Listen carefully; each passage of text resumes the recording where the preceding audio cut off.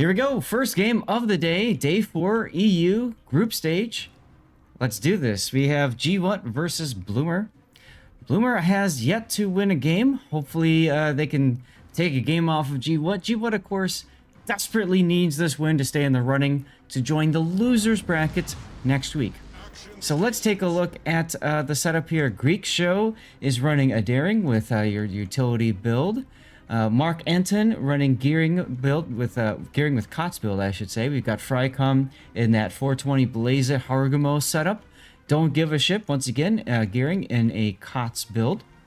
We've got someone in the Des Moines with full unique upgrade, all that good stuff.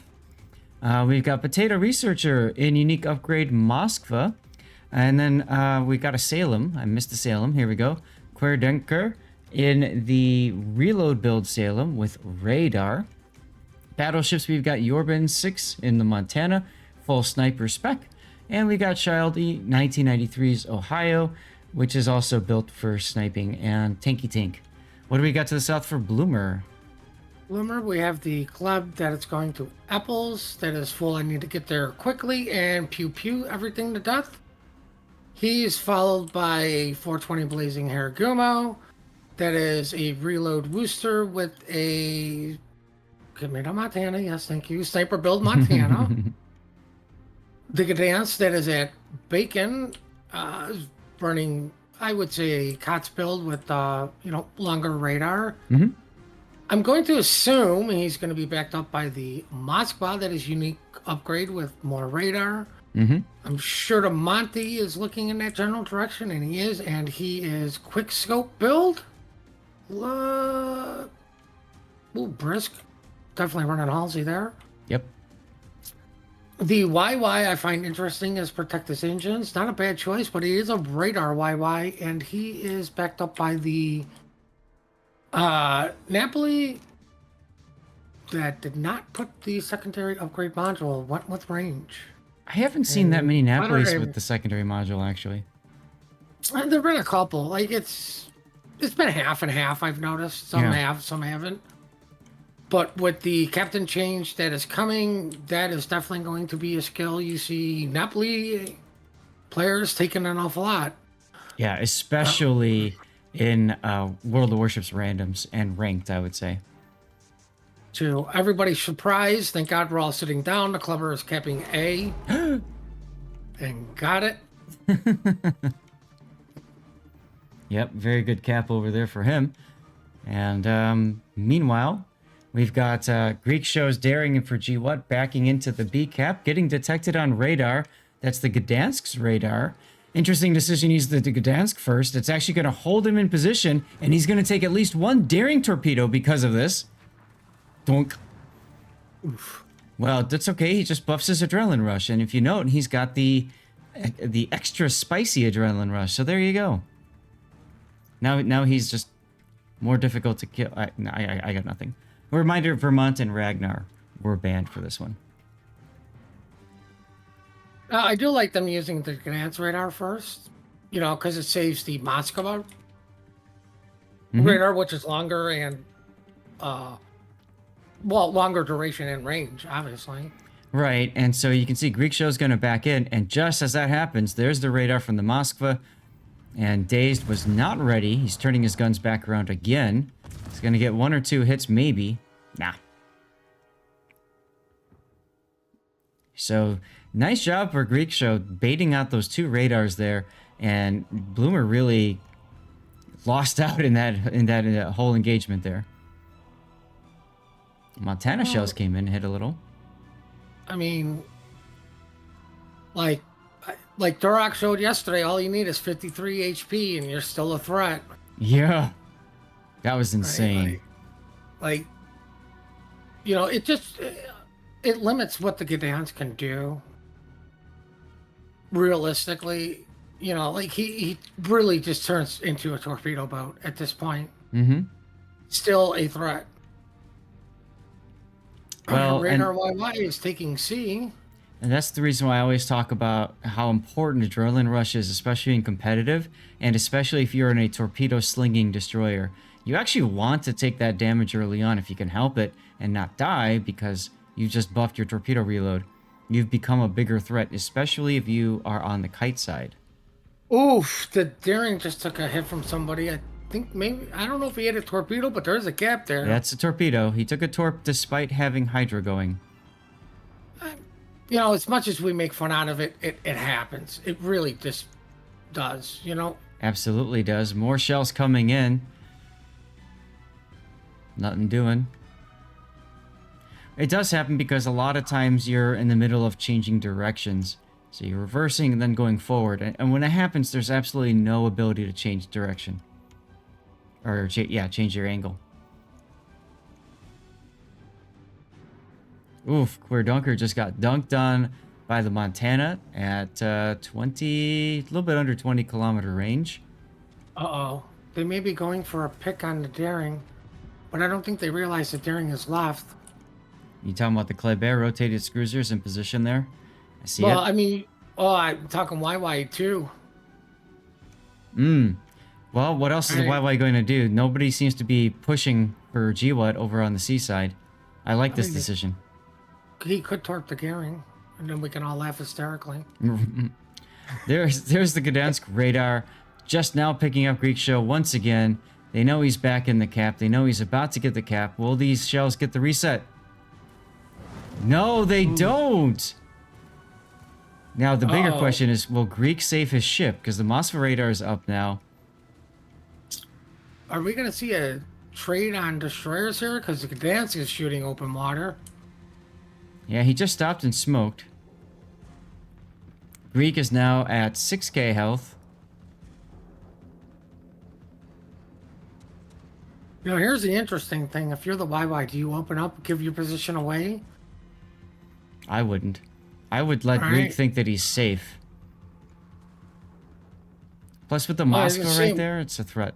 I was going to say, more important, like, you got this Ohio that's kind of not moving. Oof. GWHAT gets set on fire at the very end. His DCP is available, though. He's healing.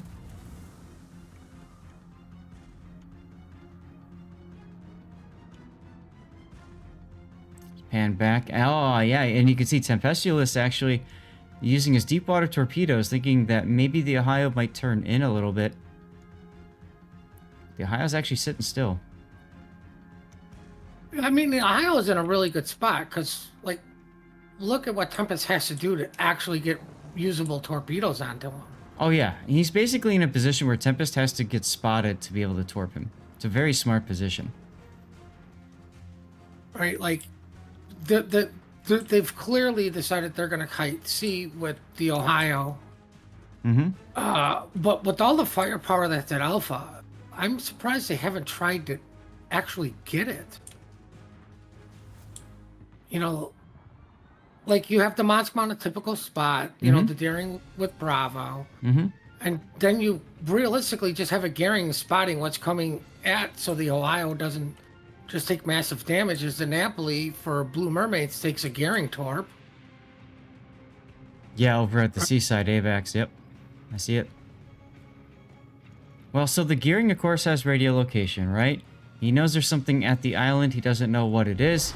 He's thinking it could be the Yu Yang.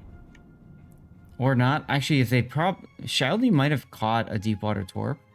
If he did, then he knows that the Yu Yang has moved off of the sea cap. That could be why ship is moving where he's moving right now. Well, B-flip is getting flipped by the Captain Kleber. Yep. And you can see now over on the A side, Mark Anton's gearing is positioned to reverse into the A cap. He knows he's going to trigger the Worcester radar, but he's going to have to do it anyway because look at the score. Almost 800 to 400. All right, Tempestulence opening up with his radar and his guns. ABAC's not in a position to help his teammate.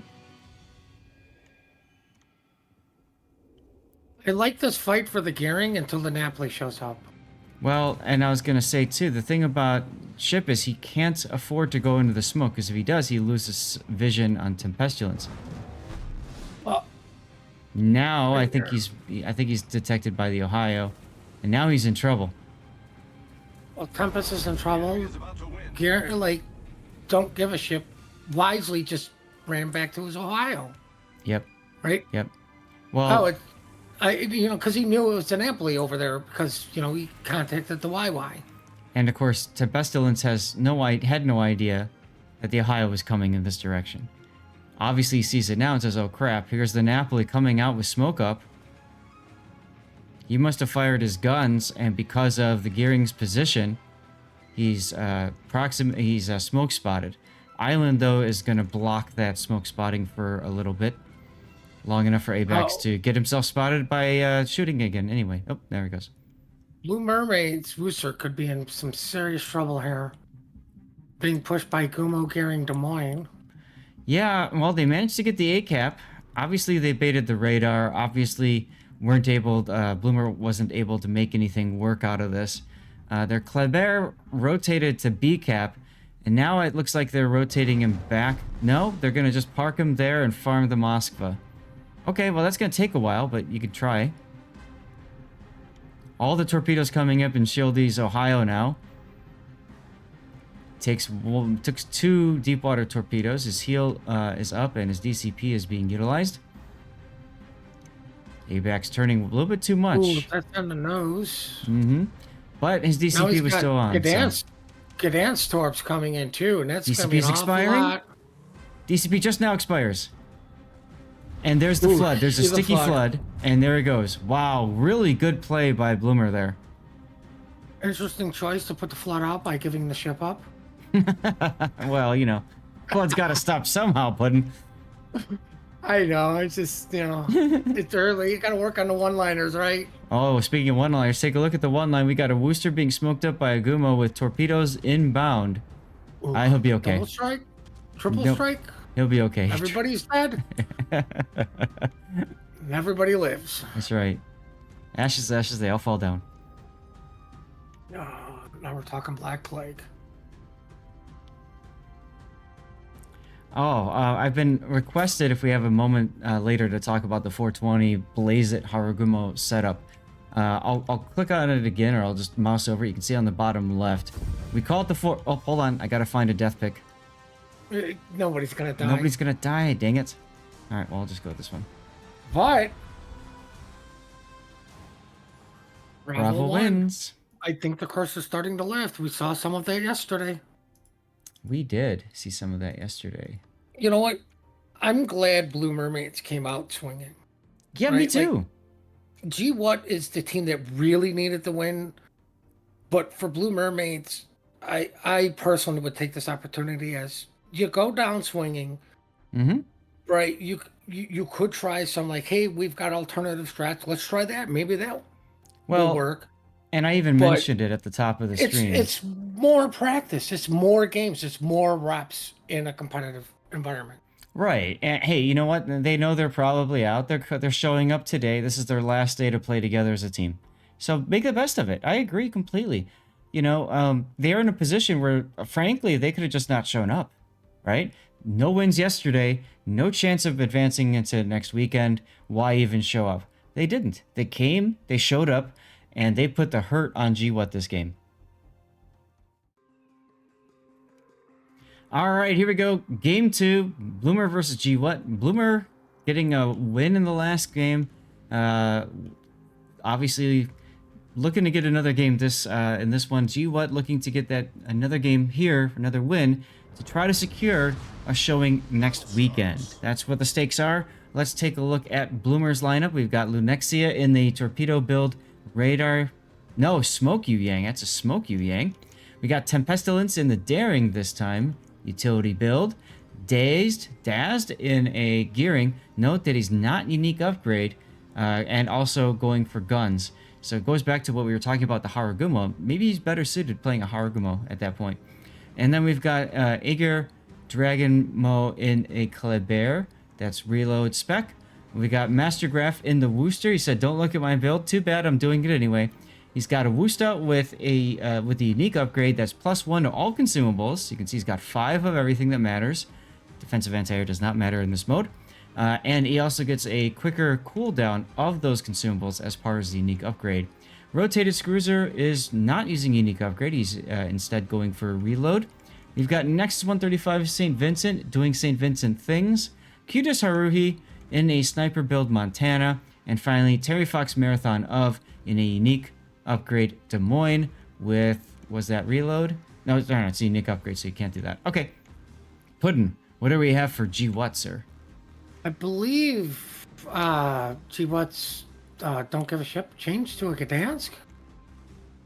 He's watching middle. San Martin, Montana are going to Bacon. Wise choice there.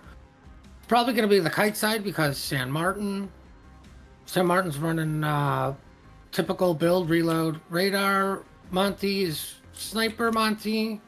Mm-hmm. The GWHAT's daring, running typical daring build with longer hydro, faster pew pew. He's backed up by Ledgemont Des Moines with more radar, no surprise there. Mm-hmm. And on Donut's side, we have our Marsili that is running range and longer. I need to get there faster.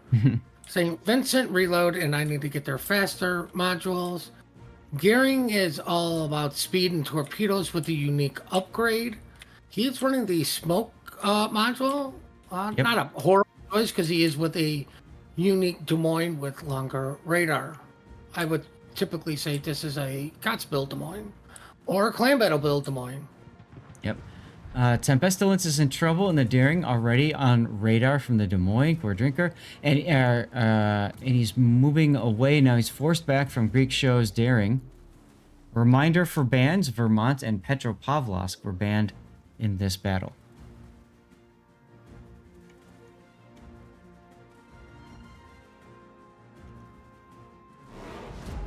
Chat, if you guys have questions as we are going through, please feel free to ask. Later, this will be on YouTube.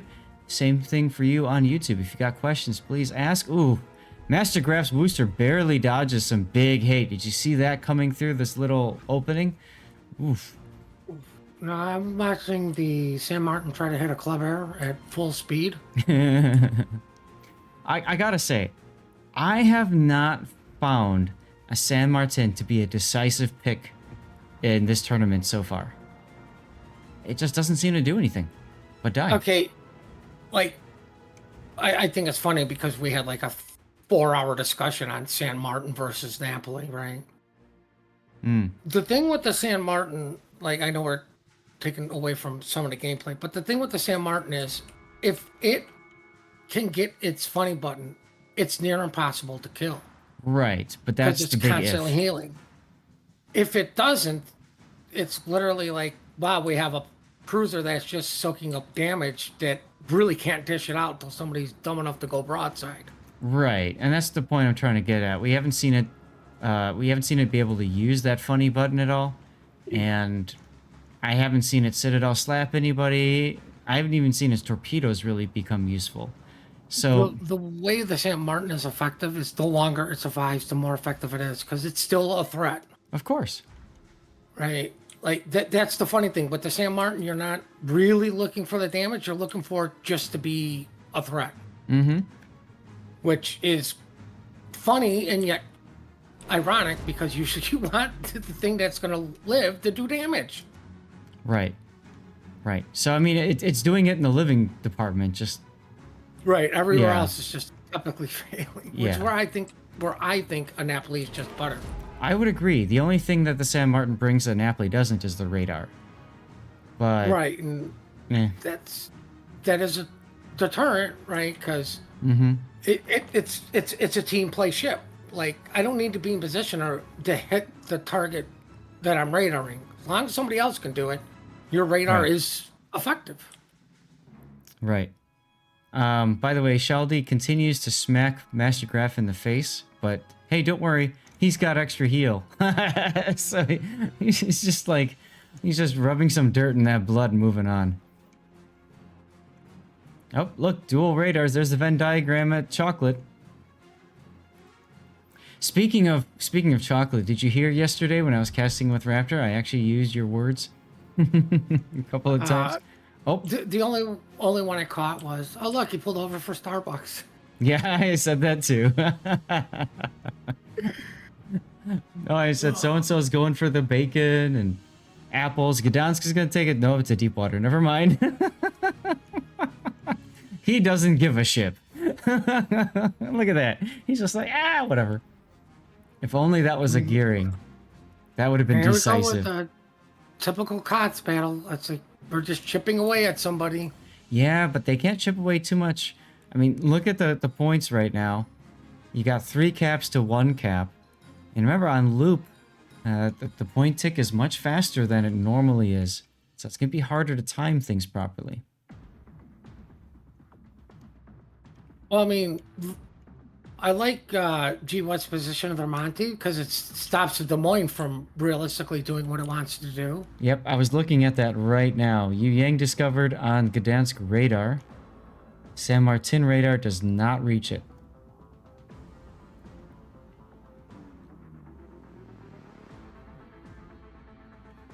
Looking at the rest of the board, Master Graph is dark right now. Everybody else is kind of stalemated. So I think we're kind of at a point where the only possible play is going to be the A push or the one-line push for BLUMR. And GWHAT, I mean, they've got 3 caps. They don't need to push. They're just set to receive all across the board. I would really like to see the St. Vincent Des Moines gearing for Blue Mermaids just start pushing in the D. Mm-hmm. I mean, like you say, it's you need to do something because like you have 3 minutes before the game's over. Right. Like if nothing changes. Right. And more importantly, you don't want to just have one side be the push side and the other side sits. You got to keep that pressure on both sides of the map.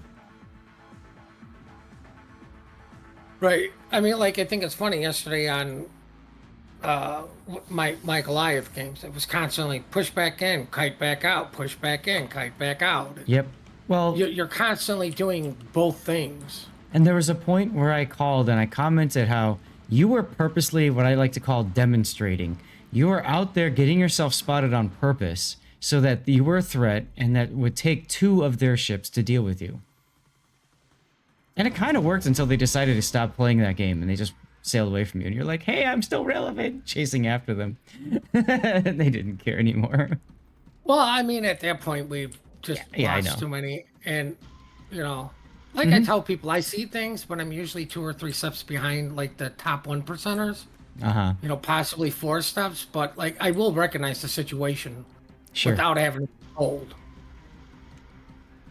Well, You know, let's take a look. Take a look quickly at the 10 line, Puddin'. We got a gearing that's going to barely get out of dodge right in front of these torps. Well, rotated cruisers, what about this poor Des Moines? he's going to take seeding 1. 1? Yep, he chose to take it on the belt. That was a wise choice. I really don't think he chose it. It just worked out that way. We're going to give him the benefit of the doubt here and say he chose it. I meant to do that. All right, so C is... Yeah, it did get flapped. Radar is down for a minute, so they baited out the radar, so Tempestilence, you can see, is already making revolutions for C-Cap. He's just going to try to sit on it. But you know what? And when that happens, look at Querd... Ah, okay, Querdunker's Des Moines is also off on radar. Kutasaru, can just shoot the smoke. I'm surprised he's not. They're going to give up the C-Cap. So we get cap parity. I mean, No. I would definitely give up. No, Greek Show mistimed it. Greek Show left like a millisecond too early. Oh, that's a huge epic fail right there. I don't know if it's a failure or they actually decided, like, hey, we really don't need C-Cap. Like, I can see where you're coming from, but, like, they have such a big points lead. It's like, why risk losing him? You True. know the Wooster is unique. Just get out of there. It doesn't matter how much time was left. Just leave. I would agree, but when you're that close, in my opinion, just take the cap. It puts additional pressure on BLUMR to have to do something. As speaking of which, hey, look, San Martin using radar, being relevant. Ish. There's the team play as the Montana hits the Yu Yang. Here's the other thing with the San Martin that people probably aren't thinking of or like in perspective. Oh, I know there's a San Martin there. How do I minimize, or how do I negate any damage from San Martin? I just point my nose at it. That's right. It's all AP Oh, only. guess what? I'm now broadside to somebody else because you don't want to show broadside to a San Martin. It will chew you up quickly. Right. But that's a So- good point. You know, you're forcing somebody to possibly take a position they don't want to. Mm-hmm. That's a very good point. You know, so I mean, like I said, the thing with the San Martin is a lot of its utility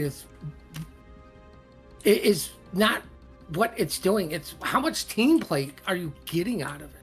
Take a look at Kitasaruhi's Montana just sitting in the B cap, projecting his power, saying that's mine. And then look at the 910 line. Oof. Torpedo soup coming in. Luke. Oh, Lunexia goes down. There's the San Martin being useful. Torpedoing this poor Yu Yang. What did he ever do to you, San Martin? What did he ever do to you? Deepwater torps connected once. And Team Bravo, uh-oh. That's 2 Team Bravo wins. That is 2 Team Bravo wins. GWHAT getting a win back for them.